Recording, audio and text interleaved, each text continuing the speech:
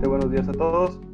Espero que todos se encuentren muy bien con estos temas pues, mundiales que nos han estado afectando en los últimos meses.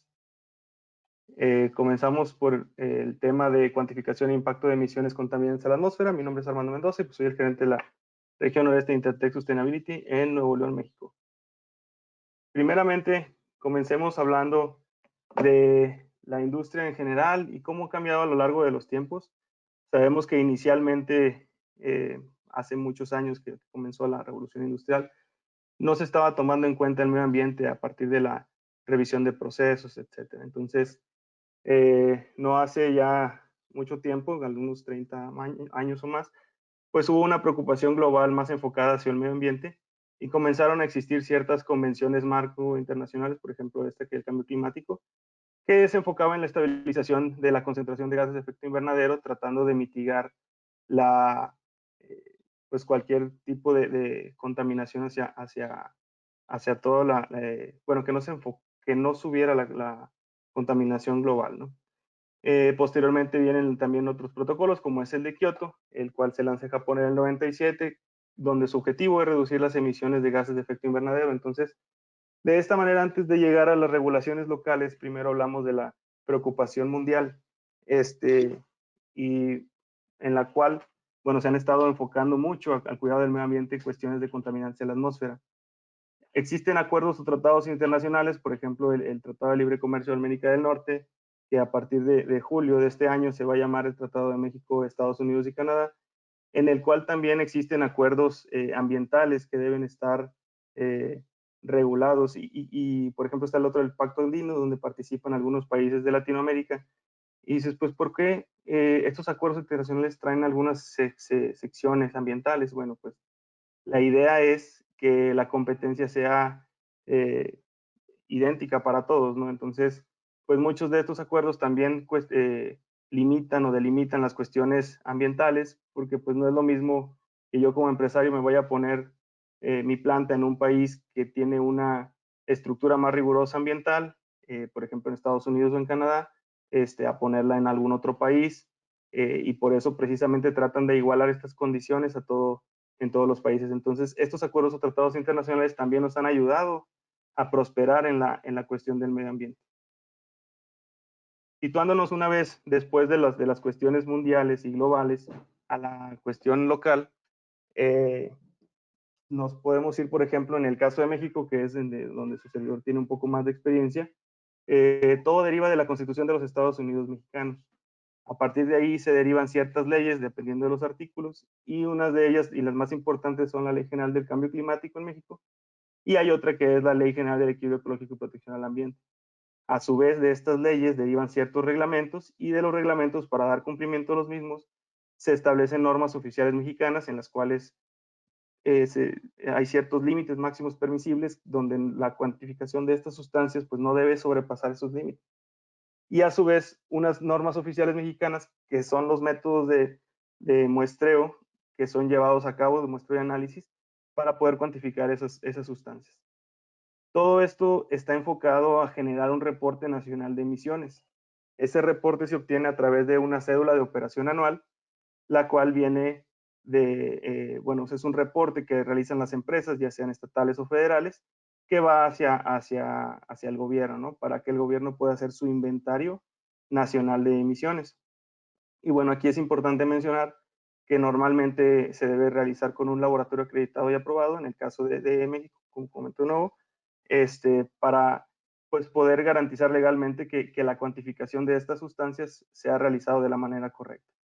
En otros países, de igual manera, la regulación está bastante avanzada, en Ecuador, por ejemplo, en Colombia, en Chile, en Perú. Las principales industrias que están reguladas en Latinoamérica, pues bueno, están las actividades del sector de hidrocarburos, todo lo que tenga que ver con petróleo, su tratamiento, su proceso, su refinación, etcétera, industria química, la metalúrgica en general, todo el tratado de los metales, la automotriz, celulosa, cementera, calera, entre otras. Todas estas industrias, como si por aquí lo pueden visualizar, son las más grandes a nivel comercio en el país. Entonces, es posible que al ser las productoras más grandes, sean también, bueno, no necesariamente sean las que más producen emisiones contaminantes en la atmósfera, pero sí son las que tienen los ojos puestos de del país o de las regulaciones gubernamentales en general. Una vez mencionado lo anterior, los principales contaminantes que se transfieren hacia la atmósfera y que están regulados, pues son los siguientes. En el caso de sólidos y líquidos están las partículas suspendidas totales, así se les llama por acá en México, pero sé que en otros países les llaman material particulado, por ejemplo. PM10 y 2.5 que se han convertido en un foco de atención en varias de las zonas de los países debido a que pues empiezan a afectar gravemente la salud de las personas. Algunos ácidos inorgánicos como el ácido sulfúrico, el ácido clorhídrico, están también los metales pesados como el plomo, el cadmio, el arsénico, entre otros. Y bueno, las dioxinas y furanos que son compuestos sumamente tóxicos hacia el ambiente, hacia la fauna, hacia varias cuestiones ambientales y pues pueden dañar sumamente el mismo, ¿no? En las emisiones gaseosas está el CO, el CO2, los compuestos orgánicos volátiles o hidrocarburos totales, los NOx, el CO2 y el amoníaco, que muchas de estas emisiones pues vienen de la quema de combustibles fósiles, ya sean líquidos o gaseosos. Entonces, son en general las sustancias que más tienen límites máximos permisibles debido a que está bien conocido que tienden a deteriorar el medio ambiente. Los principales métodos de muestreo y análisis tenemos, pues para cada sustancia un método principal. Hay algunos países, por ejemplo, en el caso de México, que adopta algunos métodos extranjeros por ejemplo, la UCEPA, y los adapta al gobierno mexicano para poder tener métodos nacionales. Sin embargo, esto no es siempre lo más saludable. Por ejemplo, tenemos el caso de Ecuador, donde, por ejemplo, ahí tienen las normas técnicas, en el caso de la 48 para la industria de los hornos cementeros, te refieren directamente, este es tu límite y este es el método por el cual tienes que medir, y ese método normalmente es la UCEPA. Eso en general sería lo mejor para todos porque pues estaríamos hablando el mismo lenguaje entre todos los países. Si yo hago una determinación por el UCEPA 29 aquí en México, o en Chile, o en Argentina, o en Perú, o en cualquier otro país, va a ser un lenguaje idéntico, ¿no? No es una adaptación del método a cada uno de las localidades. Es importante mencionar que Intertek está acreditado por la entidad mexicana de acreditación, pertenece a la ILAC, que es la Cooperación Internacional de Acreditación de Laboratorios, en la cual están asociados más de 70 países. ¿Eso qué nos quiere decir? Que un muestreo por un laboratorio que está acreditado y esa acreditación o esa entidad pertenece a la ILAC, ese muestreo puede ser llevado a cabo en otro país y en teoría debe ser totalmente válido legalmente hablando. Para centrarnos un poco en la parte, disculpen, la parte de los tipos de prueba, vemos que la parte de arriba son los sólidos o líquidos, y eso se hacen por un método extractivo integral isocinético, y en la parte de los gaseosos son métodos continuos. Para entender un poco lo anterior, vemos en este slide, la chimenea principal pues está emitiendo obviamente los contaminantes hacia la atmósfera, que en este caso van hacia arriba. Del lado izquierdo tenemos el isocinético, que es para determinar partículas ya sea sólidas o líquidas. Y vemos que existe la sonda de muestreo, así digamos que es el diagrama del armado general del equipo, obviamente tiene sus particularidades. Y la sonda lo que hace pues es extraer la muestra hacia posteriormente un filtro, y luego del filtro pasa a los impactores. En estas tres partes del diagrama es donde nosotros, una vez realizado el muestreo, se llevan estas partes hacia el laboratorio para cuantificar la masa del analito en interés. Pudiera precipitarse o condensarse por ahí en la sonda, posteriormente pasa al filtro y luego los impactores. Los impactores son unos cilindros de vidrio en los cuales se les coloca cierta sustancia dependiendo de la sustancia del compuesto de interés. Por ejemplo, para metales pesados se les agrega ácido nítrico en una suspensión con peróxido de hidrógeno para capturar los metales que en fase gaseosa pudieran pasar por el filtro, ¿verdad? Que no se retengan ahí. Luego viene la línea hacia abajo donde está la bomba y el gasómetro, que el gasómetro lo que hace es medir el volumen. Y pues finalmente vamos a tener la masa entre el volumen en resultado de miligramos por metros cúbicos. Del lado derecho está el diagrama general de muestreo de gases, en los cuales la sonda también se introduce dentro de la chimenea. Esta jala las sustancias hacia el equipo que normalmente es instrumental, y los resultados se obtienen a campo. Únicamente las hojas de campo se llevan al laboratorio para hacer los cálculos en los cuales se toma en cuenta la humedad, la presión, la temperatura, etcétera, para poder emitir un resultado confiable.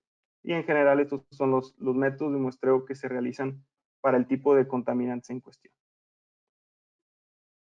Como empresa, debemos buscar siempre mitigar cualquier contaminante hacia el medio ambiente. Es el foco de interés. Entonces, los equipos anticontaminantes siempre nos van a ayudar a mitigar esto. Muchas veces, como empresa, no lo vemos como un tema de interés en la cuestión de inversión.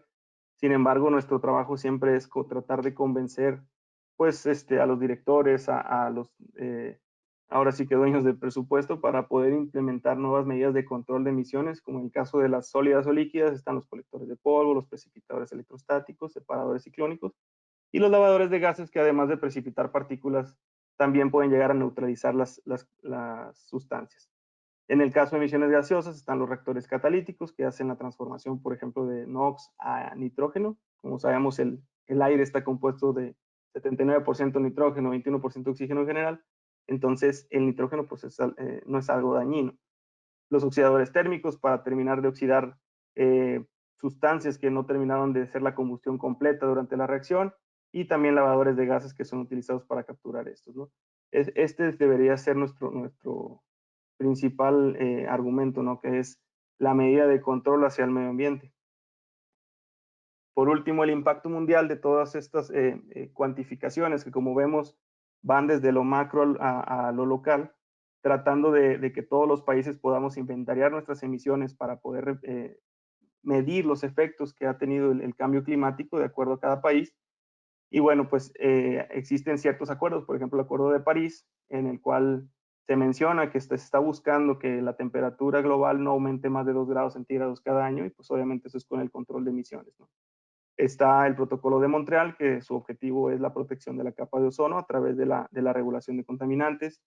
Eh, Obviamente todos los contaminantes que se transfieren hacia la atmósfera impactan negativamente en la flora y en la fauna.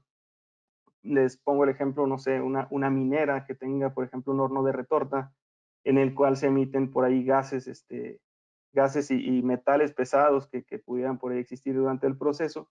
En caso de que no se tenga un equipo anticontaminante adecuado para el proceso, pues esos metales van a irse hacia el aire y dependiendo de las condiciones climáticas, pues van a precipitar, pues puede ser cerca o a mediana distancia de la planta y perjudicar directamente el medio ambiente, ¿no? Afectar obviamente la flora, que pues, por ahí se va a precipitar las partículas en el suelo, se los van a absorber como nutrientes los propios árboles. En la fauna, pues no se diga la toxicidad de los animales, e incluso la disponibilidad de recursos, como es, por ejemplo, recursos hídricos que pudieran migrar esos contaminantes al subsuelo y posteriormente afectar a la sociedad en general. Otra de los impactos, pues es el ser humano como responsabilidad social. Siempre debemos tener las empresas el ser humano ante todo. Y bueno, sabemos que muchas de estas sustancias pueden causar alteraciones en las funciones pulmonares o cardíacas.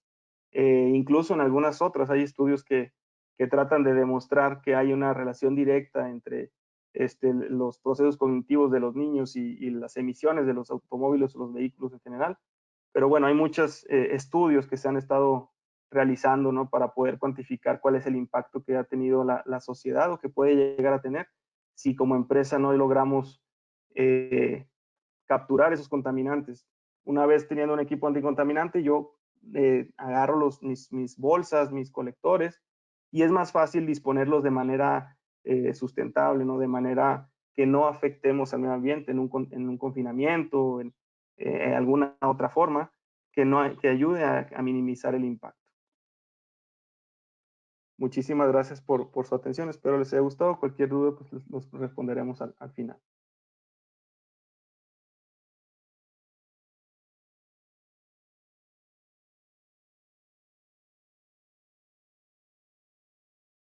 Muchísimas gracias, Armando. Cedemos la palabra a Enrique Sánchez, químico industrial y dirige nuestras operaciones del laboratorio matriz en la rama de aguas. Cuenta con más de 10 años de experiencia en análisis y supervisión de métodos en la rama de agua. Bienvenido. Muy buenos días a todos. En esta sesión vamos a platicar brevemente sobre la responsabilidad que tienen las empresas sobre los recursos hídricos. En la última década hemos sido bombardeados a través de los diferentes medios de comunicación, entre ellos las redes sociales, sobre el impacto que está ocasionando el cambio climático a nivel global. En las redes sociales, no sé, quizá todos hemos visto a los polos derritiéndose, la fauna sufriendo por ahí las consecuencias, y a raíz de esto pues empiezan a surgir términos como el desarrollo sostenible, que en parte va enfocado a precisamente desarrollar una conciencia ambiental en la población, entre algunos otros enfoques. En 2015, la Organización la Organización de las Naciones Unidas aprobó la agenda con 17 objetivos para transformar nuestro mundo, en donde el sexto es el tener agua limpia y el correcto saneamiento de esta agua. A raíz de problemáticas vistas como la escasez o la mala calidad y el saneamiento inadecuado que repercuten directamente en los alimentos, la seguridad alimentaria, así como los medios de subsistencia por enfermedades que van asociadas a la escasez o a la mala calidad, e incluso reduce la oportunidad de educación para las familias de escasos recursos, sobre todo en las zonas rurales de los diferentes países. Con estas problemáticas de desabasto y de mala calidad, pues el impacto que genera en la sociedad, que ya en parte se comentó en el slide anterior, los gobiernos han ido robusteciendo las diferentes normativas, su legislación, a fin de que se atiendan principalmente tres vertientes. La primera, que quien explota un cuerpo de agua tenga un registro del volumen y la calidad con la que lo está obteniendo. Esto puede servir en la parte de la valoración de la calidad, tanto para saber si el agua que voy a obtener del subsuelo o de una fuente superficial va a cumplir con los lineamientos que requiero para mi proceso, pero también nos permite saber cómo estaba el cuerpo de agua antes de que yo montara mis operaciones en determinado sitio. Es decir, trazar una línea base para que si en determinado momento yo me tengo que retirar de esa instalación, pues también tenga la certeza de que no provoqué algún impacto sobre el cuerpo de agua. Además de llevar este registro y caracterización sobre el cuerpo que está siendo explotado, pues también las normas ya están enfocadas en demostrar que el agua que va a ser utilizada pues cumpla con el perfil para los fines que lo queremos utilizar. En el caso de la industria farmacéutica o la industria alimentaria, pues es crítico, ¿no? Que se cumpla con cierto perfil que pueda ser apropiado para el uso que se le va a dar al agua. Así también es importante que se cumpla con el tratamiento adecuado, con una serie de parámetros y límites máximos permisibles, para que posteriormente de que yo manipulé esa agua pueda desecharla ya sea al drenaje y que sea el gobierno a través de sus plantas de tratamiento o el municipio o el estado que le dé el tratamiento final, o también para el retorno de agua al cuerpo receptor. Cualquiera de los dos enfoques, tanto el desecho al drenaje o el desecho a un cuerpo de agua, debe de cumplir con unas especificaciones, porque aunque se fuera desechada al drenaje, hay capacidades o hay configuraciones específicas de las plantas de tratamiento que pueden sostener el tratamiento hasta ciertos niveles de contaminación. Entonces, es importante que en este sentido, pues estén monitoreando estos parámetros.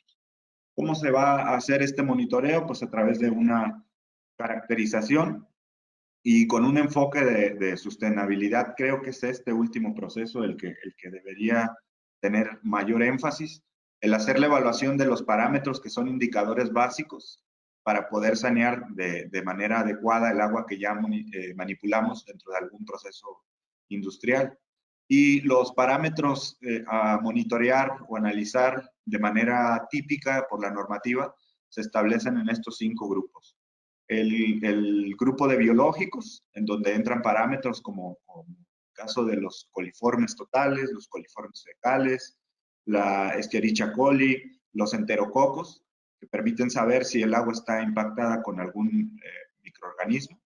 También indicadores como la materia orgánica, relacionados parámetros como la DBO, la demanda bioquímica de oxígeno, la demanda química de oxígeno y el carbono orgánico total. Parámetros físicos como es el caso de la turbiedad y el color. Parámetros como los metales pesados, en donde viene el arsénico, el cadmio, el cobre, el plomo, el níquel, el zinc y muchos otros elementos que causan efectos nocivos a la salud, así como compuestos orgánicos que cada vez son incluidos más en la normativa.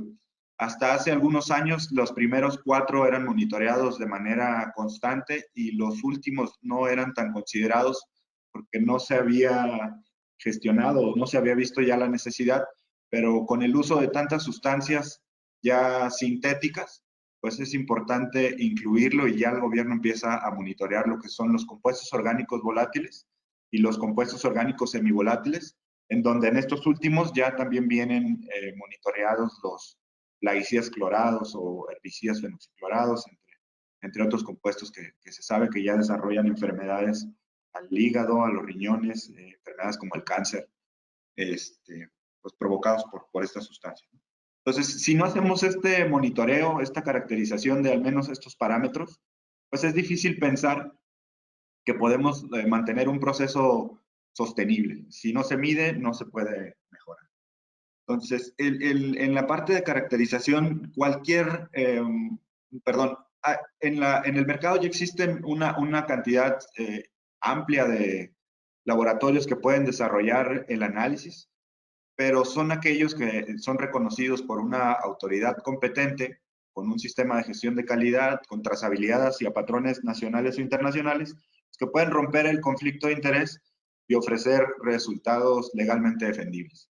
Si bien una planta o un proceso industrial puede estar siendo monitoreado de manera interna para evaluar el comportamiento del tratamiento que yo le estoy dando a mi agua, pues es necesario que sea un tercero el que venga precisamente para romper el conflicto de interés y porque también debe de cumplir con ciertos requisitos y lineamientos de nivel internacional para poder considerarse que los resultados que ofrece pueden ser confiables y en base a esa confiabilidad usted pueda determinar con certeza o tomar las decisiones para que la planta se encuentre operando en las condiciones óptimas.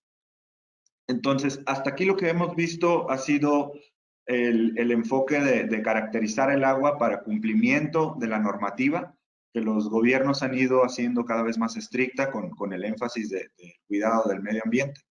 Pero el pensar en un desarrollo sostenible o realmente tener el espíritu de sostenibilidad, pues es ir más allá de la normativa. Ahorita les comentaba que los compuestos orgánicos están siendo apenas integrados en la normativa para monitorearse. Así como esos, puede haber una infinidad de sustancias que pueden estar siendo utilizadas por la industria y no necesariamente monitoreadas por alguna aplicación normativa. Entonces, existen iniciativas a nivel global como la que está ahorita atendiendo parte de la industria textil, que es el programa ZDHC, en donde lo que se busca es precisamente eso, ¿no? Entonces, si yo estoy utilizando una cantidad de diferentes pigmentos o tintas, que es conocido que utiliza la industria textil, y no está normada, pues al menos yo me preocupo como industria en empezar a monitorear el efecto de estos compuestos y tratar de minimizar su descarga hacia los cuerpos de agua. En el laboratorio nos ha tocado ver casos en donde una muestra que presenta características a simple vista no dañinas, perdón, a simple vista impactada, como un agua color verde, un agua color amarillo, puede pasar una normativa en donde solamente se le evaluaron parámetros físicos o parámetros de metales o parámetros microbiológicos, pero hay sustancias que pueden no estar normadas y requieren también de un tratamiento. Es el caso del programa ZDHC, lo que busca. También hay un indicador de nombre huella hídrica que empieza a tomar fuerza, en donde tu empresa relacionas la cantidad de tus servicios o productos que estás generando al consumo de agua que estás requiriendo para poder alcanzar ese objetivo. Por dar un ejemplo muy claro, en el laboratorio mi producto final es un informe de pruebas hacia los clientes. Entonces, ¿cuánta agua yo debo monitorear estoy consumiendo para lograr ese objetivo? Aunque no sea directamente relacionado, yo puedo decir, a ver, si en este mes yo me consumí 1000 metros cúbicos y generé 1000 informes de pruebas, quiere decir que por cada informe de pruebas estoy consumiendo 1 metro cúbico. Lo que busca este indicador es planes de aprovechamiento, de optimización, en donde en un mediano, corto o largo plazo yo establezca cómo le voy a hacer para que en este periodo pues yo llegue a utilizar medio metro cúbico o un cuarto del metro cúbico que estoy utilizando originalmente para reducir el consumo. Y esto de la huella hídrica es una parte. La autoridad aquí en México empieza a promover también programas en donde se generen menos desechos de residuos peligrosos o el consumo de la misma energía. Entonces, va enfocado hacia la optimización de los recursos naturales con el fin de precisamente pues, fortalecer esa conciencia sostenible. Además de esto de la huella hídrica, pues también hay programas, redes de monitoreo a los cuerpos de la nación que ya se desarrollan en países como Estados Unidos, en México, en Brasil o en la Unión Europea, por mencionar España o Alemania, que van en pro del adecuado aprovechamiento y saneamiento del agua, en donde lo que se hace es monitorear el comportamiento a través del tiempo de los ríos, los lagos, las diferentes presas, cuerpos subterráneos, con el fin de ir mapeando cuáles pueden ser los sitios que ya han sido perjudicados y encontrar incluso a industrias que pudieran ser responsables de ese mal tratamiento del agua.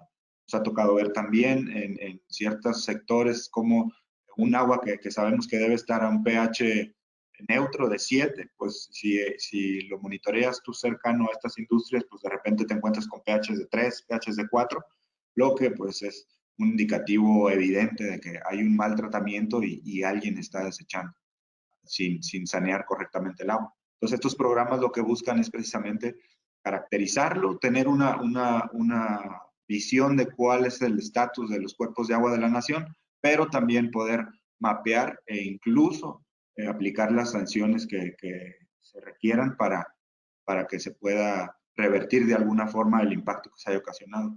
En la slide anterior que mencionaba del uso o el aprovechamiento del agua, también los gobiernos han buscado que haya incentivos en materia fiscal. Es decir, si tú estás sustrayendo el agua con alguna calidad, lo que te exigen es que la regreses con la calidad igual como la tomaste o mejor, con algunos beneficios que puedan ser del ámbito económico para las empresas. Entonces, en un mundo sostenible, la preocupación de no propiciar el tratamiento nocivo al ambiente la deberíamos de tener en el mismo nivel por la preocupación que tenemos en la locura del día a día de estar ofreciendo estándares de calidad de nuestros productos o la rentabilidad del propio negocio. Es decir, no estar con el enfoque, como lo mencionaba por ahí en su presentación Armando anteriormente, pues no había esta preocupación y hoy estamos viviendo las consecuencias de no haberla tenido. Entonces, la debemos de fijar al mismo nivel.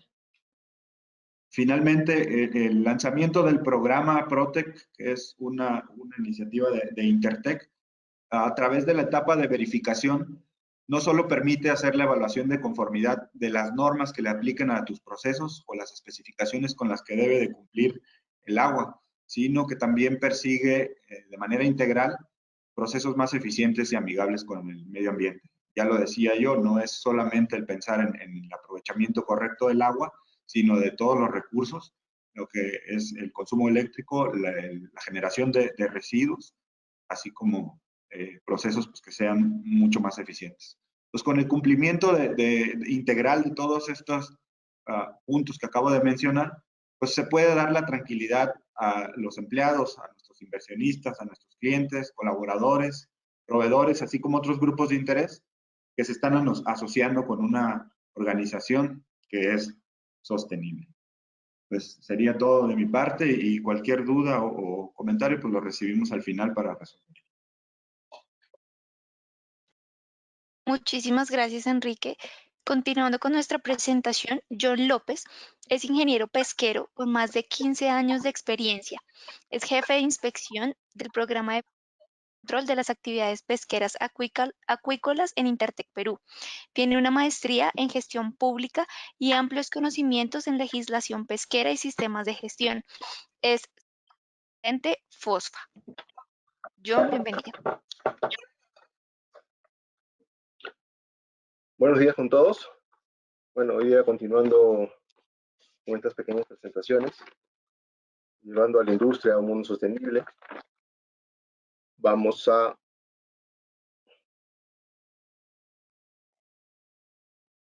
hablar un poco acerca de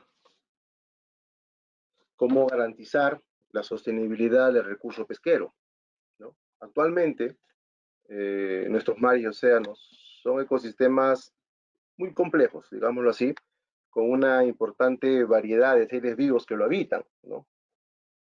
Obviamente, esta es una riqueza natural, ¿no?, que se ve permanentemente amenazada, principalmente por tres motivos, que son la contaminación, la sobrepesca y el cambio climático que afecta a todos. Para hacer frente a esta amenaza y asegurar de alguna manera el futuro de nuestros mares y de nuestros recursos pesqueros, es muy importante utilizar e implantar prácticas de pesca sostenible. ¿Y por qué debemos implantar o a qué se debe que debemos implantar estas prácticas de pesca sostenible? Bueno, en la actualidad, los cambios en los ecosistemas, ¿no?, que son provocados por los seres humanos, ¿no?, han causado cambios en la actividad pesquera, poniendo en peligro el bienestar de generaciones actuales y futuras. Por otro lado, la industria pesquera tiene una capacidad de captura muy superior, ¿no?, a la recuperación de los ecosistemas. La globalización de los mercados del sector pesquero ha fomentado la desviación de la producción pesquera, ¿no? Generalmente toda la producción pesquera es para exportar y no se ha pensado en los mercados locales o nacionales. La presión que se ejerce sobre los recursos sigue aumentando día a día, ¿no?, debido a la demanda provocada por el continuo crecimiento de la población humana. Es por eso que debemos pensar en hacer una pesca sostenible para tener recursos duraderos. Las flotas pesqueras son muy móviles, pueden desplazarse grandes distancias, ¿no?, y su tecnología en la actualidad ha incrementado su eficiencia, ¿no? Son muy efectivas estas flotas pesqueras y de alguna manera han limitado la capacidad que los gobiernos locales, nacionales o a nivel mundial controlen estas pesquerías, ¿no? Conjuntamente, unidos a esta presión de numerosos problemas que tenemos, los cambios sustanciales en las estructuras de los ecosistemas provocados por los desperdicios que afectan los hábitats y también hacen que estos hábitats desaparezcan conjuntamente con las especies. Adicionalmente, tenemos los crecientes conflictos y enfrentamientos por el acceso a las pesquerías, ¿no? En algunos países hay flota pesquera informal, que no están legalizadas, ¿no?, que generan lo que se conoce comúnmente como la pesca negra, que provoca que pesquerías se vean afectadas y los recursos sean sobreexplotados. Entonces, para hacer frente a esta amenaza de asegurar el futuro del sector pesquero, es muy importante implantar las prácticas de la pesca sostenible. ¿Y qué es la pesca sostenible? Podríamos dar tres pequeñas definiciones sencillas de manera general para poder entender qué es pesca sostenible. Simplemente es el grupo de prácticas orientadas a mantener la población de las especies marinas en niveles óptimos para garantizar la supervivencia y extracción en tiempos futuros.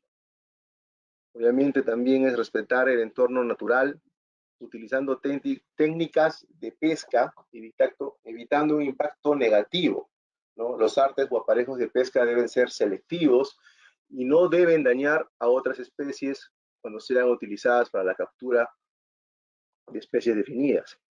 La pesca sostenible es imprescindible, ya que nuestros mares y océanos están amenazados por la sobreexplotación, que ya lo mencionamos, y el consumo de ejemplares por debajo de las tallas mínimas. ¿Qué beneficios obtendríamos nosotros si aplicamos o garantizamos de alguna manera la pesca sostenible? Si nosotros garantizamos una pesca sostenible, esta nos garantiza mantener la biodiversidad, ¿no? Que las especies que tenemos en nuestros mares prevalezcan en los días futuros.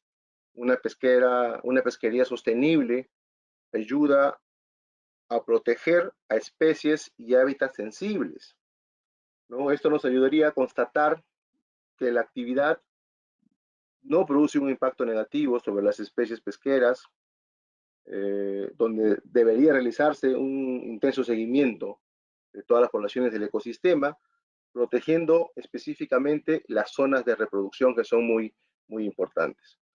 Una pesquería sostenible minimiza el uso de energía, de productos químicos y la producción de desechos en todas las operaciones. No tendríamos flotas pesqueras que estén navegando los mares, tratando de buscar o capturar recursos, ¿no? Gastando energía, contaminando los mares de manera desordenada. Tendríamos una pesquería más ordenada a través de leyes y evitaríamos el exceso de estos recursos como son el combustible, ¿no? Cantidad de desechos marinos, etc. Una pesquería sostenible utiliza métodos de pesca selectivos, los cuales no van a afectar durante la captura a otras especies. Una pesquería sostenible está gestionada pensando en el ecosistema, ¿no? La cual debería tener como premisa principal determinar con información fehaciente el impacto de la pesca sobre las poblaciones y el ecosistema. El cumplimiento de legislaciones y normativas vigentes es una condición básica para conseguir liderar un proceso de pesca sostenible. Una pesquería sostenible nos va a garantizar mantener la población de todas las especies a un nivel saludable. Y por último, una pesquería sostenible facilita siempre el origen de todas sus especies desde el punto de captura hasta el mercado. Es decir, podríamos saber con fechas, ideas establecidas, con lineamientos que nos indiquen de qué fecha podríamos extraer ciertos recursos, podríamos saber si el recurso es legalmente capturado o no. Entonces, para garantizar la sostenibilidad de los recursos pesqueros, podríamos mencionar cinco puntos muy interesantes, no sin antes mencionar que la acuicultura sería el sexto punto que debería entrar aquí.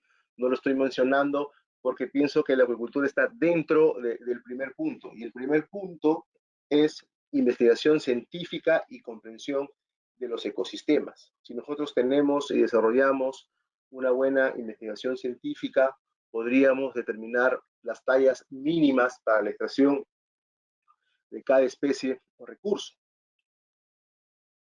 Límites máximos de captura, teniendo una investigación científica con base que nos diga la biodiversidad o la biomasa de las especies, con una legislación que apoyen los gobiernos, podríamos determinar límites máximos de captura para garantizar la biomasa de la especie en días futuros.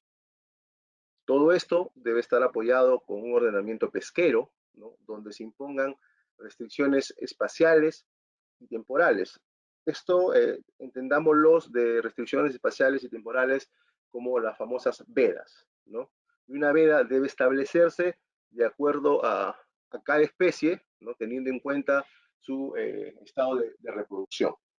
Artes de pesca selectivos, ¿no? Los artes de pesca, como ya lo mencioné, artes de pesca selectivos, el arte de pesca utilizado para una especie no debe dañar los ecosistemas o dañar a otras especies. Y el quinto punto y principal que va a dar pie a esta pesca sostenible es el seguimiento y control. ¿Y cómo podríamos ayudar a hacer el seguimiento y control de todo esto? A través y la ayuda del uso de la tecnología. Investigación científica y comprensión de los ecosistemas. ¿Cómo nos va a ayudar este punto? La investigación científica contribuye al conocimiento del recurso y su ecosistema, ¿no? Dándonos las bases científicas fidedignas para la adopción de medidas, para la conservación y ordenamiento, ¿no? Nos va a dar la garantía de que las leyes dictadas tengan una base científica. La implementación de tallas mínimas nos da el conocimiento del tamaño en que los individuos de una población, en este caso las especies marinas, han alcanzado su madurez sexual. ¿Y por qué debemos conocer el tema de la madurez sexual? Porque nos va a garantizar la reproducción de la especie en el futuro. Debemos nosotros extraer el pescado una vez que éste ya ha alcanzado su madurez sexual para garantizar esta biomasa. Hablamos de límites máximos de captura. Los límites máximos de captura, una vez que hemos conocido el ecosistema o sabemos y conocemos la distribución de las especies y su biomasa, estos son importantes para evitar la sobreexplotación, ¿no? Y además deben ser difundidos, ¿no? Para que no solo la sostenibilidad no sea preocupación únicamente del ente científico, sino también de los pescadores y de la población en general. Ordenamiento pesquero, restricciones espaciales y temporales. Los ordenamientos pesqueros, ¿no? Como dispositivos legales, establecen los principios, las normas, las medidas que van a permitir administrar una pesquería, ¿no? Obviamente, como les comenté, sobre la base de los conocimientos y el estudio de los ecosistemas, ¿no? Este conocimiento debe estar actualizado, ¿no? En todos los componentes biológicos, pesqueros, económicos y sociales. En cuanto a las restricciones espaciales y temporales, se pueden establecer para propósitos de ordenación pesquera, ¿no? Se establecen las épocas de restricción y de protección de zonas de diferentes etapas del ciclo biológico. Específicamente, estas restricciones deben ser aplicadas por especie, no pueden ser aplicadas de manera general porque cada especie tiene diferente ecosistema, tiene diferente alcance de su madurez sexual en tiempos diferentes. Entonces, estas restricciones espaciales y temporales aplicadas deben ser específicas por especie. Artes de pesca selectivo. Estos artes de pesca incluyen la determinación de la longitud mínima de malla para permitir la selectividad de las capturas, ¿no? El efecto sobre los ecosistemas depende del tipo del arte y la modalidad de la pesca que se emplee. Ya lo dijimos en un principio, el arte de pesca utilizado también debe ser específico y a la vez no debe dañar el ecosistema ni dañar otras especies que conviven con esta especie. Seguimiento y control de las tecnologías. Este punto es el quinto, es muy importante, puesto que sin seguimiento ni control no podríamos establecer si estamos cumpliendo los 4 puntos anteriores, ¿no? Y se debe aplicar con la finalidad de que la flota pesquera industrial cumpla con todas las medidas de ordenamiento y se evite de alguna manera la pesca ilegal o pesca negra como se conoce comúnmente. El uso de las tecnologías nos pueden permitir el seguimiento de las operaciones de todas las flotas pesqueras, ¿no? A fin de observar si estas cumplen con las zonas de exclusión, áreas cerradas y veas. En la actualidad, el seguimiento satelital de las embarcaciones es muy utilizado para verificar si estas embarcaciones ingresan a zonas que tienen vedas ¿no? O si están pescando muy cerca a la costa o en algunas zonas donde está prohibido la pesquería industrial, como es el caso, en el caso de, por ejemplo, de Perú, la flota industrial no puede entrar dentro de las 5 millas en algunos lugares según la reglamentación, para evitar que depreden o evitar que en esta zona donde se reproducen las especies, ellos puedan explotar, capturar y a la vez eliminar ecosistemas y especies que son sustento de la población. Y ya para terminar, de manera general, podríamos resumir toda esta pequeña presentación con que la sostenibilidad del recurso pesquero debe darse con investigación científica, ¿no? Comprendiendo los ecosistemas, estableciendo límites máximos de captura, apoyados obviamente en una reglamentación para el ordenamiento pesquero, con restricciones espaciales y temporales, veas como se dice comúnmente, utilizando artes de pesca selectivos y aplicando continuamente seguimientos y controles a través de la tecnología. Aplicando todos estos puntos, nosotros de alguna manera podemos ayudar y deberíamos exigir que todos los gobiernos los implanten para la sostenibilidad del recurso pesquero a nivel mundial. Como les decía, hay un punto adicional que es la acuicultura, que en algunos sitios ya está desarrollado, que este sería el sexto punto con el cual nosotros podríamos ayudar y garantizar la sostenibilidad del recurso, pero este está muy ligado al tema de la investigación científica y de ecosistema. Lo podríamos considerar, sí, pero todavía, como les decía, la acuicultura no está muy desarrollada, solo está basada en algunas especies específicas, pero que se considera dentro del primer punto de investigación de los ecosistemas. Bueno, eso sería todo. Muchas gracias.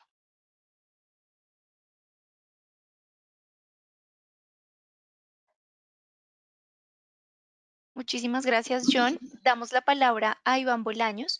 Iván es ingeniero de industrias alimentarias con más de 17 años de experiencia en diferentes sectores alimentario en todas las áreas de la cadena de suministros. Es supervisor de organismo de inspección de Perú y cuenta con una especialización en benchmarking, desarrollo e implementación.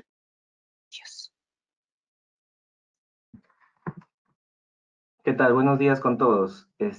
Continuando con la sesión del día de hoy, vamos a dar un enfoque a lo que es la sostenibilidad en la industria alimentaria. Vamos a darnos cuenta sobre la importancia del equilibrio ambiental, social y económico en esta.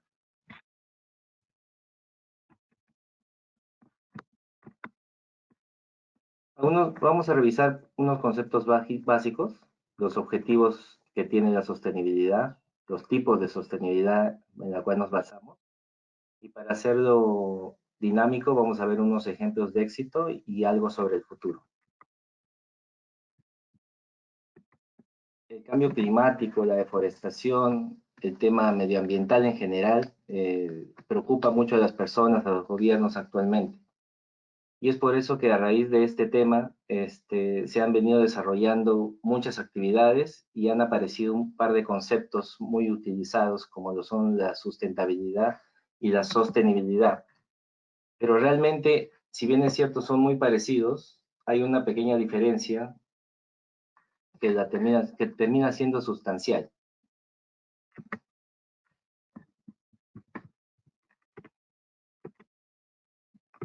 La sustentabilidad es básicamente el crecimiento regulado que tiene algunas medidas políticas, sociales, como por ejemplo las restricciones de cosecha, de captura en algunos sectores de la industria, que lo que buscan es hacer eficientes los recursos naturales, ¿no? Ya desde hace más de 50 años se tiene un concepto sobre este tema que habla de que la satisfacción de las necesidades no debe afectar las necesidades de un futuro, de las poblaciones futuras, ¿no? Por lo que la sustentabilidad es un manejo de comportamientos para asegurar los recursos en el tiempo.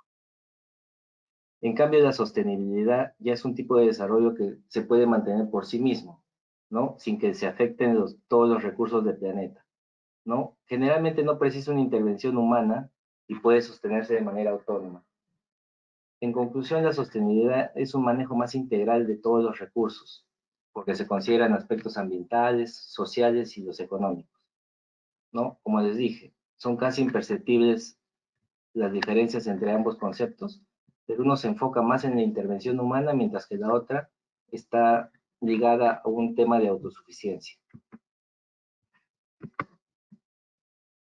Entonces diremos que la sostenibilidad viene dando que hablar dentro de la industria, y en la industria alimentaria en particular, porque considera factores ambientales, económicos, donde se evalúa la implementación de todos estos aspectos en toda la cadena de suministros, ¿no?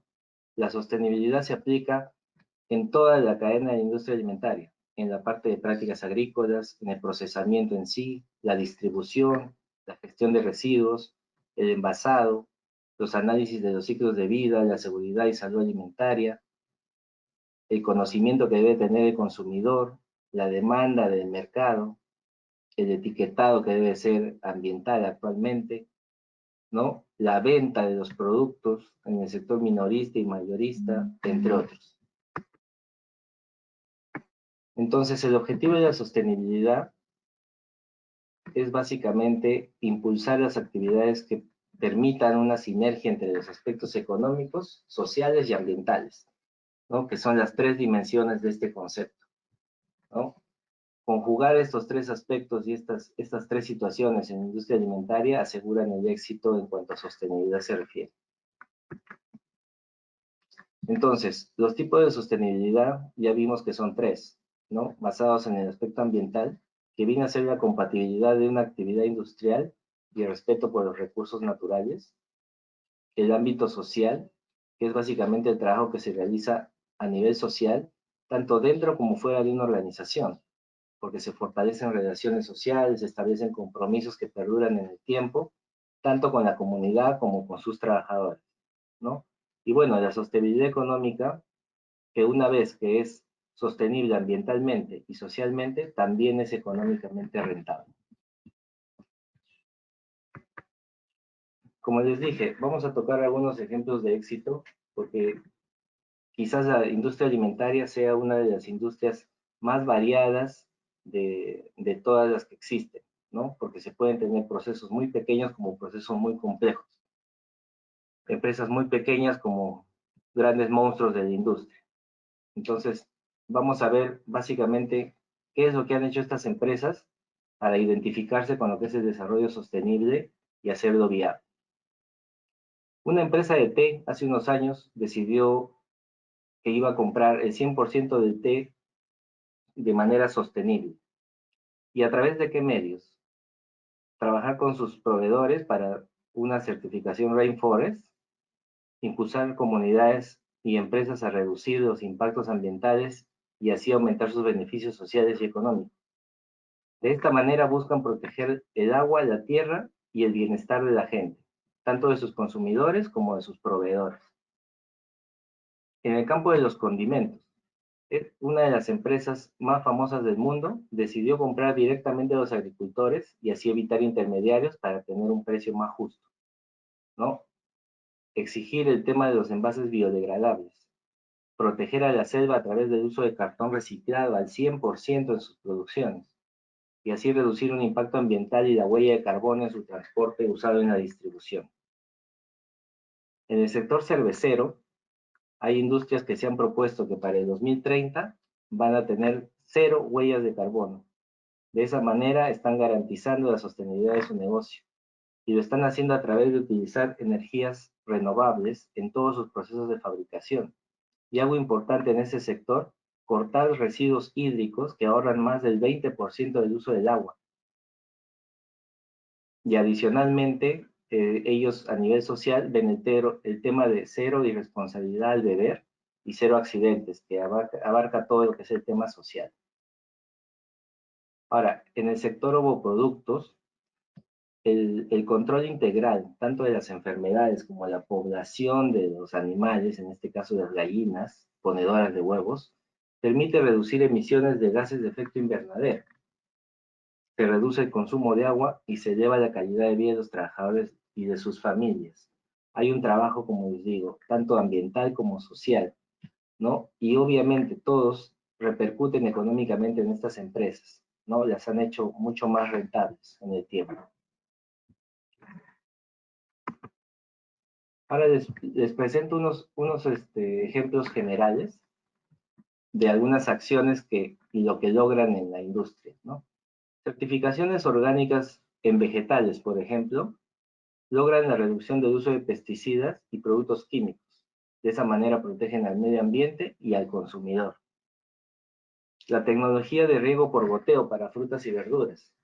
Se reduce hasta en 50% el uso de agua comparado con los métodos tradicionales, ¿no? Se reduce el uso de electricidad y hay una reducción del uso de agroquímicos y se mejoran los rendimientos de cultivos. Es decir, podemos obtener mayor cantidad de frutas y verduras en la misma hectárea o en la misma área en la que fueron cultivados anteriormente. La tecnología de conservación en los productos cárnicos y lácteos.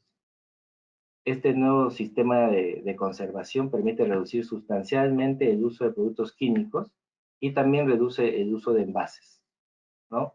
El tema de utilizar atmósferas controladas, el tema de utilizar cultivos lácteos para maduraciones, para controlar el pH de los productos, permite incrementar el tiempo de vida útil de los productos y así evitar el tema de empaques, ¿no? Y el uso de productos químicos conservantes. Y para último dejé un ejemplo que es muy interesante porque engloba muy bien todo este tema, y es la industria del chocolate orgánico. Tuvieron una visión. Esta empresa hace 10 años quiso hacer un contrato a largo plazo con una comunidad y hicieron un compromiso que se dedicaba a obtener cacao orgánico en una pequeña población. Lo que ellos ofrecieron fue una certificación orgánica y de comercio justo, capacitación, reducción de área de cultivo con el objetivo de plantar árboles que dieran sombra y que pudieran atraer y proteger la biodiversidad. Lo que estaban buscando con estas actividades era proteger el medio ambiente, proteger a las personas, tanto a sus proveedores como a sus clientes, y obviamente fortalecer la parte económica de su industria. Hoy en día esta empresa factura 10 veces los valores que facturaba cuando tenía las compras tradicionales.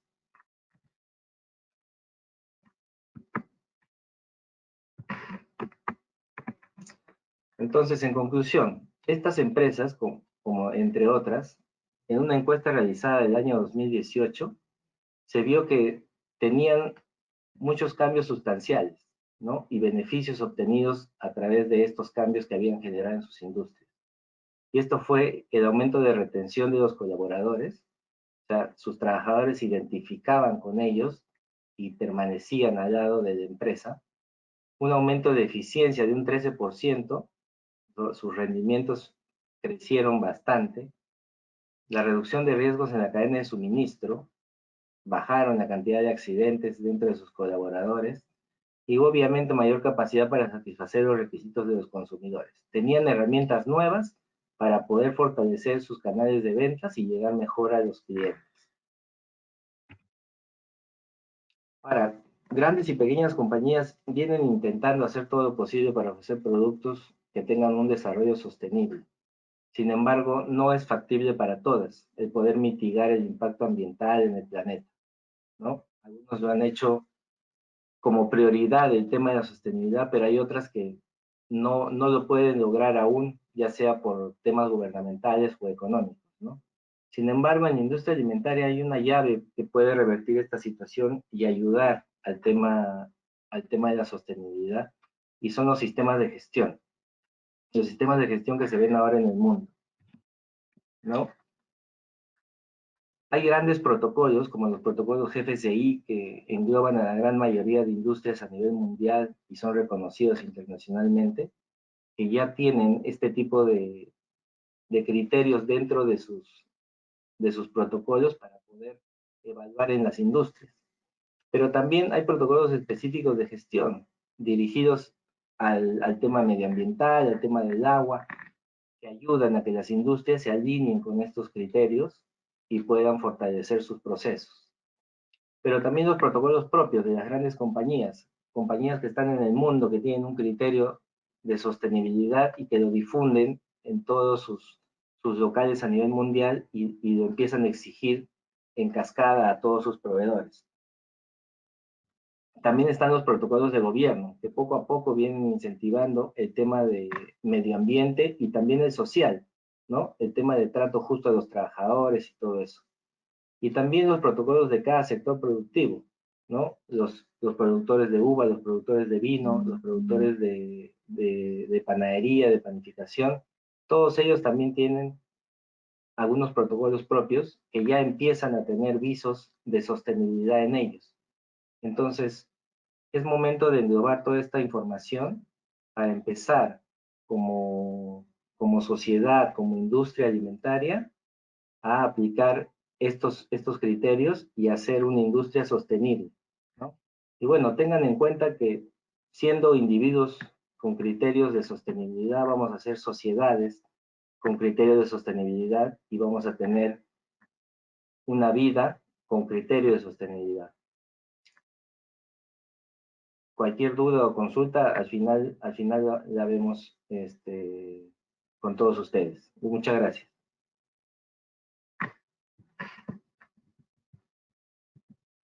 Muchísimas gracias. Damos paso a Daniel Sánchez, es ingeniero químico con especialización en ingeniería de petróleos y máster. Tiene amplia experiencia en análisis de hidrocarburos, contacto constante con las compañías petroleras más importantes de Colombia, opciones de calidad para sus productos. Daniel, bienvenido. Buenos días para todos. Es un gusto saludarlos y muchas gracias por acompañarnos el día de hoy. El día de hoy vamos a hablar un poco de un tema muy relevante, pero también muy complejo, que es el tema de la calidad de los combustibles líquidos y su relación con emisiones contaminantes en el marco de la sostenibilidad. Voy a dar inicialmente una pequeña introducción sobre temas de combustión y cómo y por qué ocurren las emisiones ligadas a los combustibles líquidos, qué son los estándares de emisión y qué es lo que miden en términos de su relación con el combustible y el aprovechamiento de la energía, qué parámetros y qué acciones se están tomando frente a calidad de gasolina, frente a calidad de diésel, y finalmente un poco de cuáles son las soluciones en las que intervienen los parámetros de calidad a nivel industrial. Entonces, ¿cuál es la relevancia y la importancia de este tema en el marco del aprovechamiento de los combustibles? El uso de los combustibles es muy extenso a nivel industrial y a nivel de consumidor final. Entonces, para tratar de enmarcar un poco a la vida diaria este tema, en lo que me voy a enfocar es en la industria automotriz, en la industria del transporte, ya que es un tema que nos compete a todos, porque digamos lo que uno podría irse sobre el uso industrial para generación eléctrica, digamos todos los marcos que tiene el uso de combustibles, pero se vuelve demasiado extenso. Entonces, digamos lo que enfocado un poco a ese tema, vemos que el transporte es un gran contribuyente de las emisiones de gases de efecto invernadero y de las emisiones totales que se hacen a la atmósfera año a año. Básicamente es responsable de más o menos un quinto o un cuarto de las emisiones totales de CO2, el 24%, y es responsable del 14% del total de emisiones. Entonces, en ese sentido, vamos a ver de dónde provienen las emisiones. Lo que ustedes ven acá, sin entrar mucho en una clase de química, es la ecuación, la reacción química general para la cuestión de un hidrocarburo. Como tenemos derivados del petróleo, ese hidrocarburo pues va a contener carbón, hidrógeno, algo de oxígeno y algo de azufre. Se va a mezclar con el aire, que está compuesto por oxígeno y nitrógeno, mayoritariamente nitrógeno, y eso nos va a generar CO2, un gran contenido de agua, SOX y nitrógeno. Aquí van a ver otros, digamos, esta es una la ecuación que vemos acá es un caso ideal en el cual hay combustión completa. Eso realmente no ocurre en los motores reales. ¿Qué se requiere para que haya una combustión? Realmente se requiere lo que vemos acá, que son, digámoslo, se conoce como el triángulo de la combustión.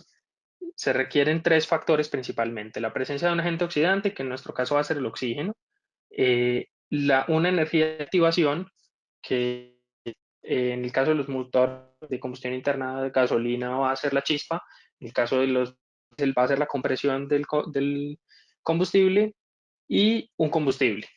Entonces, la combustión, la calidad de la combustión va a depender de esos 3 factores. Entonces, tenemos 2 factores que dependen del sistema, tanto el mezclado con el oxígeno como la energía de activación, y un factor adicional que depende directamente de la calidad de mi combustible.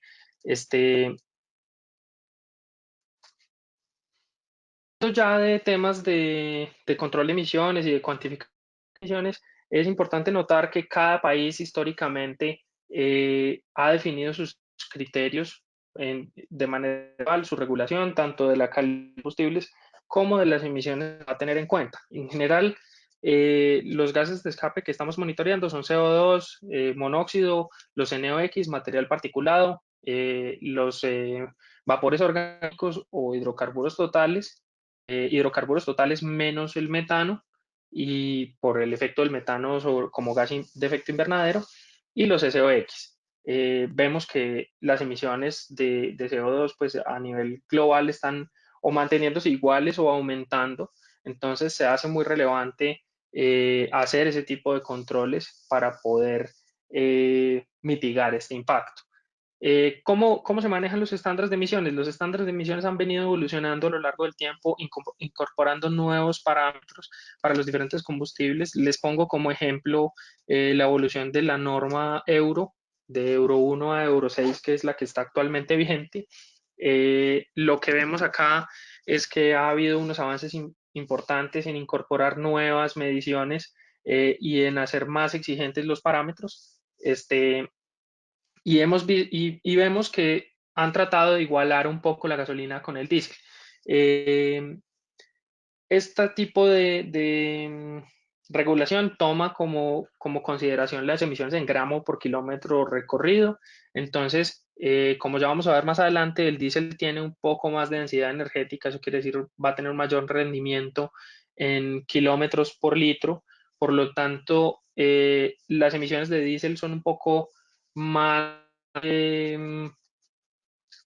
más flexibles, pero han tratado de igualarlas mucho para que realmente, indiferente del tipo de vehículo que estemos utilizando, pues la huella de carbono vaya a ser, o el impacto ambiental más bien vaya a ser cada vez más similar y más exigente.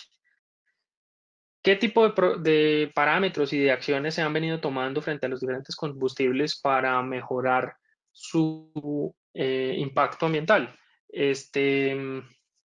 Bueno, en términos de gasolina ha habido unos avances importantes. Yo creo que la gasolina, por su aspecto o por su calidad de ser un combustible de uso muy extendido en la población, pues ha tenido quizás los casos más sonados y más publicitados. De pronto, algunas personas en la audiencia recuerdan que la gasolina inicialmente tenía plomo. Se vio que este plomo se usaba como mejorador de uno de estos parámetros, que es el índice antidetonante, o lo que se conoce como el tonelaje, que es una medida del desempeño del combustible en el motor. Se vieron unos ambientales muy importantes y la salud de las personas muy importante. Por lo tanto, se suspende el uso del plomo en los años 70, cambia por el metilterbutiléter, que se usó hasta los años 90 como mejorador de octanaje. También se empezaron a ver efectos en el medio ambiente. Por lo tanto, ahora se está haciendo una transición hacia otro tipo de oxigenantes, como es el contenido de etanol, que nos permite mejorar un poco el tema de índice antidetonante con un impacto ambiental más bajo. digamos que todos estos parámetros que yo les muestro aquí en la tabla de la derecha son los parámetros que medimos usualmente como parámetros de calidad del combustible. Algunos serán relevantes, en particular la presión de vapor, el octanaje o índice antidetonante, que es el parámetro que se usa en Colombia. Contenido de azufre, contenido de aromáticos, de benceno, que me van a impactar, contenido de VOC, contenido de azufre que me va a impactar, contenido de SOX, material particulado, contenido de plomo se mide para asegurar pues, que las gasolinas no tengan este que es tóxico, que es mortal. Estabilidad de la oxidación tiene que ver con temas de almacenamiento. La curva de destilación está con la composición, entonces también lo utilizamos. Y finalmente, el contenido de oxígeno y de etanol y contenido de olefinas. Vemos que ha habido un esfuerzo muy importante para reducir el contenido de azufre, reducir el contenido de benceno, mientras que mantenemos un estándar de octanaje alto. Asimismo, pues se ha intentado decrecer ese contenido de aromáticos, incrementar el contenido de etanol para hacer sensación. Esto con el fin de controlar tanto orgánicos volátiles en emisión como NOx. Frente al diésel, el diésel pues es un combustible que es un poco más complejo, es más pesado, es una fracción más pesada del crudo, por lo tanto pues tiene una densidad mayor, tiene una densidad energética más alta, es decir, una cantidad de energía contenida por volumen más alta, por eso tiene un mayor rendimiento de combustible, pero asimismo es un combustible más difícil de quemar. Esto se da porque digamos que ya entrando en cómo funciona la combustión, hay diferentes procesos que están ocurriendo a nivel molecular que van a depender del tamaño de las partículas, del tamaño de las moléculas, de los enlaces que tienen. Entonces, entre más grandes sean las moléculas, más difícil y más procesos simultáneos van a haber que compiten unos con otros para tratar de romper esas moléculas en compuestos más ligeros y finalmente pues que el oxígeno pueda llegar y convertir en CO2. Por eso va a ser un poco más difícil de quemar y va a generar más contaminantes, específicamente hollín, material particulado, SOX y NOx, que es un reto muy importante en el tema de diésel. ¿Qué se ha venido haciendo? Se ha venido controlando parámetros como la densidad, como el contenido de poliaromáticos, como aumentar el cetanaje, que sería, comillas, como un homólogo al contenido o al octanaje de la gasolina. Son dos medidas de la calidad del combustible. Sin embargo, hay que tener en cuenta que miden cosas que son completamente opuestas. Un combustible que tenga alto octanaje va a tener un bajo cetanaje y un combustible que tenga alto cetanaje va a tener un bajo octanaje. Entonces se ha tratado de mejorar la calidad del combustible en términos de cetanaje a fin de disminuir los hidrocarburos totales, el CO generado, de NOx. Se ha venido haciendo un esfuerzo muy importante en la disminución del azufre para reducir el material particulado. Sin embargo, pues todo esto también ha venido acoplado a unos esfuerzos muy importantes de la industria automotriz de mejorar sus sistemas, sus equipos, sus motores y de ir adicionando diferentes equipos que nos permitan controlar las emisiones como reactores catalíticos, que es el caso del AdBlue, de urea que se usan para reducir el contenido de NOx. Asimismo, en el tema de diésel también se ha venido incrementando el contenido de B100 porque tiene la ventaja de no azufre y de mejorar de las propiedades del diésel. Sin embargo, pues todo tiene su contrapeso y pues tiene también algunas ciertas desventajas su uso, especialmente en ciertos climas. Entonces, digamos que esto es un tema en el que se ha seguido viene desarrollando y se seguirán dando desarrollos para aumentar pues esas eficiencias y disminuir esos impactos ambientales. ¿Qué soluciones brindamos nosotros a la industria para garantizar ese tipo de contenido de o ese estándar de calidad que nos permita minimizar nuestro impacto ambiental. Usualmente se hace, pues es que se hace control de todos los parámetros o de buena parte de los parámetros en todos los niveles de la cadena de valor, tanto en refinación como en transporte, como en almacenamiento, en mezclado final. Ese mezclado final es usualmente la adición del B100 y del etanol, tanto para el diésel como para la gasolina. Eso nos permite, digamos que llegar, por ejemplo, en el caso de la gasolina, a los niveles de drenaje que requieren los vehículos modernos por su contenido de oxígeno, y eso va a tener un impacto directo en el rendimiento del combustible y por lo tanto en la emisión y en la huella de carbono. Asimismo, es muy importante hacer la determinación de la cantidad y la calidad de producto en los puntos de transferencia de custodia, es decir, cuando yo le entrego, por ejemplo, como transportador a mi distribuidor mayorista o a mi planta de almacenamiento, es muy importante pues evidenciar que no haya contaminación con otros componentes, por ejemplo, con reductores de fricción de las tuberías que puedan llegar a afectarme mis parámetros, con contenido de agua que vaya a riesgo los motores o que vaya a generar efectos adversos en términos de emisiones. Otro tema, pues que no lo tocamos acá por temas de tiempo, pero es el control de pérdidas por evaporación, que eso va a ser muy relevante para las plantas de producción y para las estaciones de almacenamiento, tanto mayoristas como estaciones de servicio, en términos de los hidrocarburos totales emitidos. Y digamos que hemos venido implementando también con diversos actores de estaciones de servicio en punto final de entrega al usuario, laboratorios móviles de calidad de producto para asegurarles a los clientes pues que la calidad del combustible que ellos están comprando es la adecuada, que los combustibles cumplen con las regulaciones locales, y pues también hacer las calibraciones de los surtidores que permiten garantizar que los volúmenes que se están entregando son los adecuados. Como conclusión, hay que tener en cuenta que los parámetros de la calidad de los combustibles juegan un papel muy importante en el control de emisión.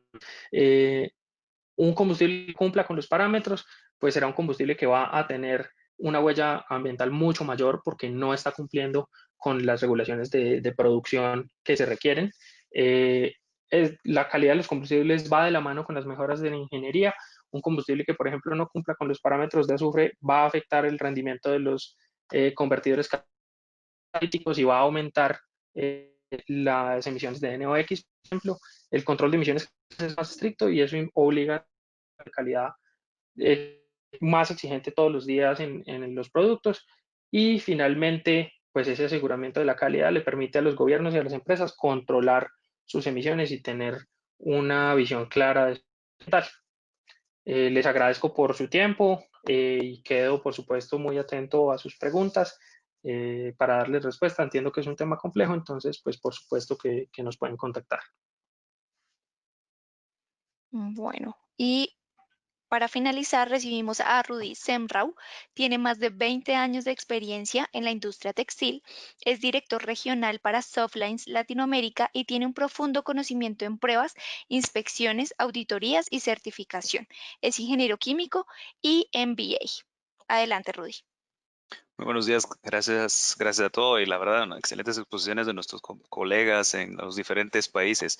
Sí, definitivamente ahorita pues yo creo que no es secreto para nadie, definitivamente la desaceleración que se ha dado económica, lamentablemente, derivado de los problemas que estamos pasando por ahorita, dan un claro reflejo de nuestro impacto en el ambiente, o sea, varios de los parámetros que se están midiendo como calidades de aire o el impacto en el agua o los recursos hídricos, pues es claro, ¿no? Entonces, sí, definitivamente, ojalá, y como está leyendo en un artículo, sea una iniciativa de todos, donde todos participemos y en las mejoras que se tienen que dar algunos procesos para reducir un poco los impactos que estamos teniendo, ¿no? Me llama mucho la atención y definitivamente, como tocaba pues nuestro equipo de Sustainability en los recursos hídricos, sí hay muchas iniciativas que ya lleva la industria, especialmente uno de los enfoques en la industria textil es para reducir sus descargas en Softlines, pues obviamente ofrecemos estos servicios a las empresas para poder medir el impacto que algunas de las tecnologías que se incorporan, por ejemplo, en los textiles, pues tengan un impacto un poco menor en los recursos hídricos y ver, o sea, creo que todos hemos visto alguna vez alguna imagen de las descargas de una tintorería, donde realmente, pues, si no hay un buen tratamiento de estas, pues, obviamente los daños son muy perceptibles. Pues el día de hoy yo tomé el tema este de economía circular. Yo creo que es algo que sí está, pues que es algo que vale la pena mucho hablar. Am, y entrando pues específicamente el tema, lo que conocemos a la fecha y obviamente lo que hoy por hoy es muy manejado por un hiperconsumismo, ¿no? Una gran cantidad de demanda, una alta demanda de productos o bienes de consumo, pues normalmente se maneja de una manera lineal, o sea, donde tenemos países donde por sus economías, por sus pues, economías de escalas, tanto disponibilidad de materias primas, se concentra mucho esa producción de materias primas. Y en el caso, por ejemplo, de bienes de consumo y específicamente en el área textil, pues se tienen grandes centros de producción y se ha visto ese impacto en un alto grado de huella de carbono que está generando la producción de estas materias primas. Luego, pues obviamente eso requiere un traslado hacia centros grandes de manufactura donde se concentran grandes concentraciones de personas y como pues muy bien lo decía Iván, en la parte de sostenibilidad y aclararnos esos temas, pues ya la sostenibilidad no solo es un tema nada más de impacto ambiental, sino también en mi relación con las comunidades, en relación con los colaboradores y los trabajadores, donde ya tengo que ver cómo es esa parte sostenible. O sea, definitivamente creo que todos estamos buscando una proveeduría que vaya a estar a largo plazo conmigo. Es muy difícil encontrar a ese proveedor ideal como para darnos cuenta de que realmente su situación no es sostenible. O sea, está tomando más de lo que debiera y no está generando un círculo así virtuoso en la economía que permita un crecimiento sostenible. Luego, pues obviamente después del proceso este de manufactura, pues ya termina en los mercados de consumo. Y aquí es donde viene un punto clave, ¿no? El tiempo en uso de los productos terminados, ya los bienes de consumo. Cuando estamos viendo de que, y había términos que se acuñaron muy recientemente y empresas donde se abanderaron muy fuerte con eso, donde estaba, por ejemplo, el área textil, el fast fashion, ¿no? La moda rápida y eran aquellos que giraban y rotaban productos muy frecuentemente, pero todo eso ¿a dónde termina? Porque realmente tal vez son prendas de un uso corto. Y vemos, por ejemplo, una tendencia, y ahí es donde todos debemos participar, es buscar tal vez productos un poco más durables, o sea, requerir un poco más en la durabilidad de un producto antes de que se vuelva un desecho o se vuelva basura. Ya había algunos datos que yo en algún momento vi donde se generan casi 2 contenedores de basura textil por segundo a nivel del mundo. Entonces, y esto pues obviamente solo es en algunos países. Imagínate ya el impacto global en rellenos sanitarios o basureros, realmente el crecimiento a un ritmo de contenedores y contenedores por segundo. Entonces, sí, definitivamente el tiempo en producto, el tiempo que vive se vuelve algo muy importante, ¿no? Entonces, la tendencia tal vez hacia a un ciclo de vida en una economía circular. ¿Qué pudiera pasar acá? Pues obviamente se da el mismo ciclo de materia prima, manufactura al mercado de consumo, pero ya tal vez las materias primas buscan la reutilización de algunos materiales o introducción de materiales reciclados o desperdicios. Hay unos proyectos muy interesantes que se han visto donde, por ejemplo, alguien que cortaba suelas, por ejemplo, para zapatos o el textil, pueda reutilizar ese desperdicio. Si alguien estaba en esta industria, pues a veces pues, se puede tener consumos tan malos que desperdicien un 10, 12% de tela en un corte. Y ¿qué pasa con ese 12% que ya consumió mucha agua, que ya consumió también químicos, ya tiene muchas cosas incluidas? Entonces, el reutilizar esto pues tiene un gran beneficio. En las áreas de manufactura y embalaje, obviamente la reducción de la huella de carbono del producto como tal o del centro de producción que puede consumir bastante energía eléctrica y obviamente aglomerar grandes cantidades de personas, ¿sí? Y obviamente también tener mucho cuidado en los procedimientos o procesos de transformación posteriores. O sea, por ejemplo, la adición de adornos, serigrafías y todas estas cuestiones para ver de que sea de introducciones de químicos pues relativamente razonables y obviamente siempre con el cuidado ambiental y definitivamente hacia las personas.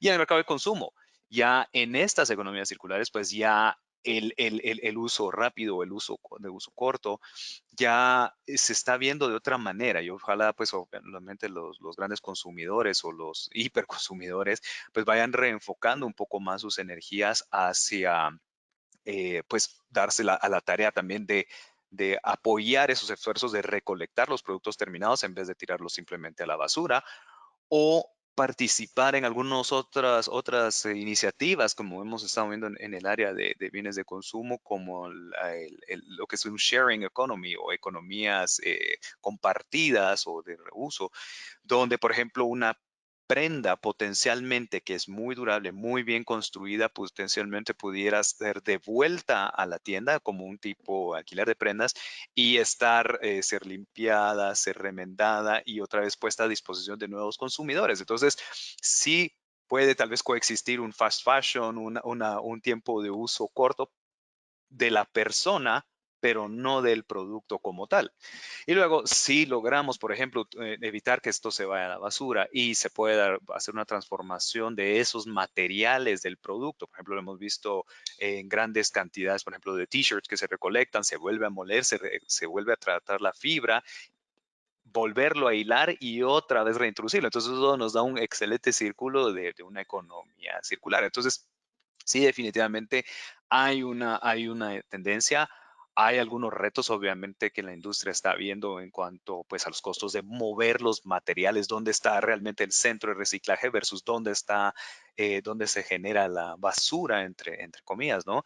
Y son algunos de los que tienen que sortear, pero definitivamente ahí sí la participación de tanto del consumidor, el comprador, de toda la cadena de suministro, es clave en poder hacer exitosos estos modelos, tanto como en el área de sharing economy, como o economía compartida, como la economía, como en círculos la economía circular, ¿no?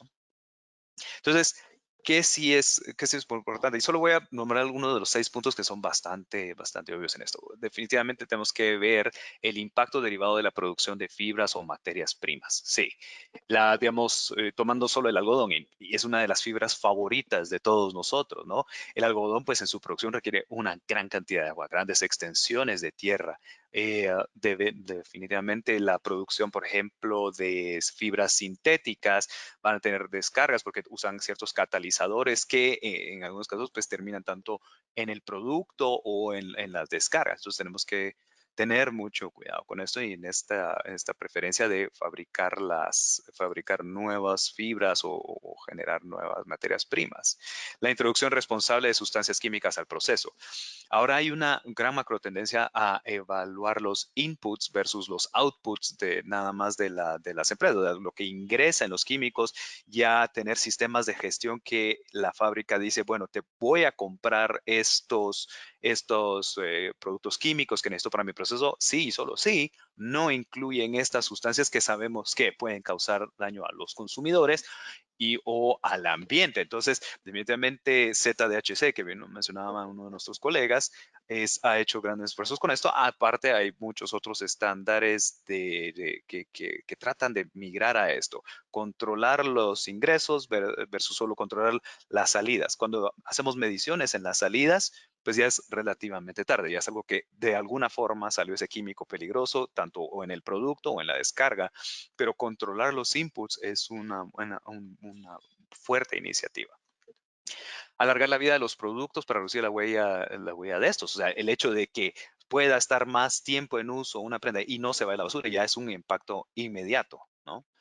Las condiciones laborales en las fábricas, el impacto del proceso de fabricación. O sea, el impacto del proceso de fabricación, si son tecnologías obsoletas, de esta manera pues puede que consuman demasiada electricidad o que generen muchos desperdicios, pero también las condiciones laborales dentro de la fábrica es algo que se viene monitoreando desde hace mucho tiempo. Se generaron estándares que aseguren la sostenibilidad comercial de las empresas y evalúan las condiciones laborales.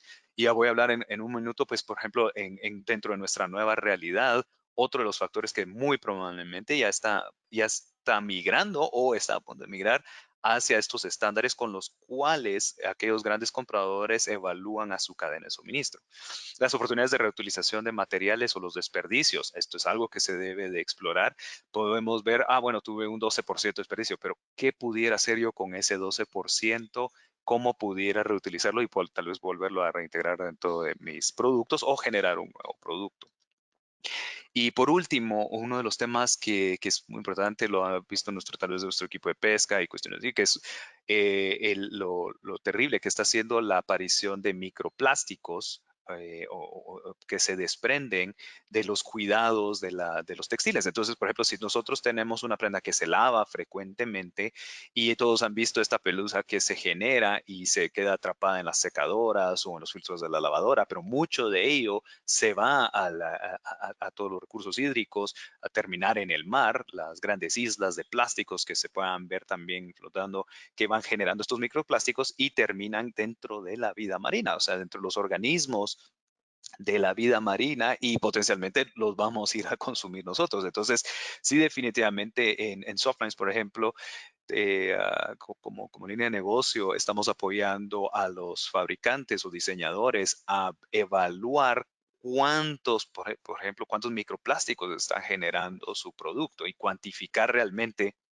si debido a la presencia de una alta cantidad de fibras muy cortas, se desprenden fácilmente el producto y genera mucho de esto. Entonces, sí son iniciativas que ya el mundo está tomando. Lentamente se van ingresando, se van adicionando a los estándares de los clientes y que se van requeridos al